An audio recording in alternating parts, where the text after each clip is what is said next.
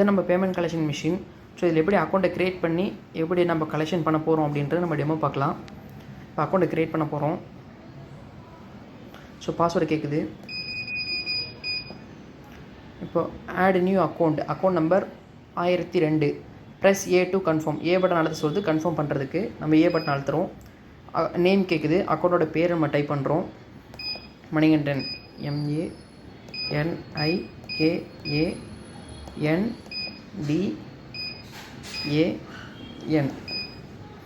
S கொடுக்குறோம். அவங்க account type கேட்குது. லோனா கலெக்ஷன் அப்படின்னு கேட்குது. நம்ம கலெக்ஷன் கொடுத்துக்கலாம். இல்லை லோன் அக்கௌண்ட்டே நம்ம உங்களுக்கு டெமோ கொடுக்குறேன். இப்போ கீழே டவுன் ஏற மாதிரி கழுத்திங்கன்னா லோனை கலெக்ஷன் சொல்லி 2 ஆப்ஷன் இருக்கும். நம்ம லோன் கொடுத்துக்கலாம். என்ட்ரு கொடுக்கும். இப்போ அவங்க எவ்வளோ லோன் வாங்கியிருக்காங்க. இப்போ ஒரு எக்ஸாம்பிளுக்கு 10,000 லோன் வாங்கியிருக்காங்க. 10,000 அமௌண்ட் என்ட்ரி பண்ணிட்டோம். எஸ் கொடுக்குறோம்.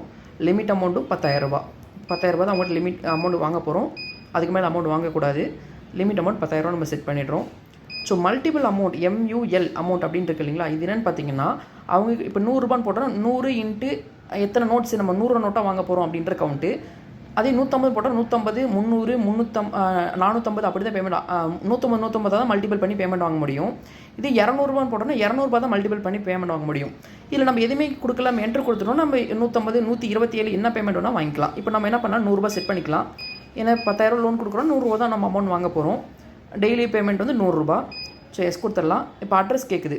இப்போ அவங்க அட்ரஸ் வந்து சேலம். ஸோ சேலம் கொடுத்துடலாம். இப்போ ஃபோன் நம்பர் இருக்கு இல்லைங்களா. இந்த இடத்துல அவங்களோட ஃபோன் நம்பர் போட்டுக்கலாம்.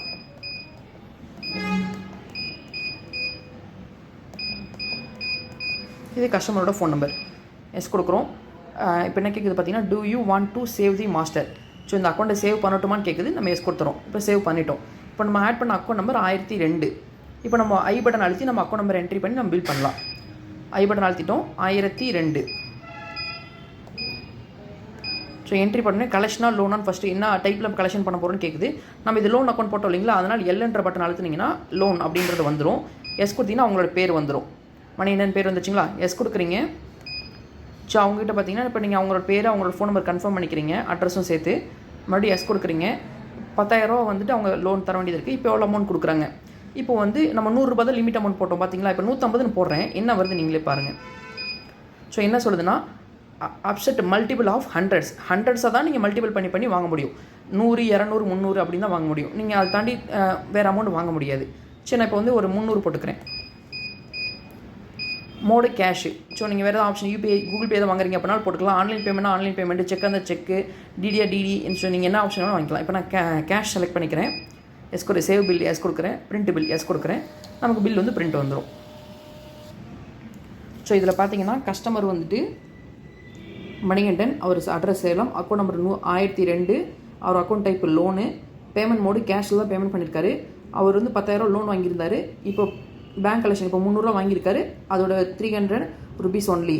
அடுத்து டோட்டல் பார்த்தீங்கன்னா 9,700 அவர் இன்னும் பேலன்ஸ் நமக்கு தர வேண்டியது இருக்குது. ஸோ இவ்வளோ தான். இதில் எதாவது டவுட் இருக்குன்னா எனக்கு கூப்பிடுங்க. நான் டீட்டெயில் கொடுக்குறேன்.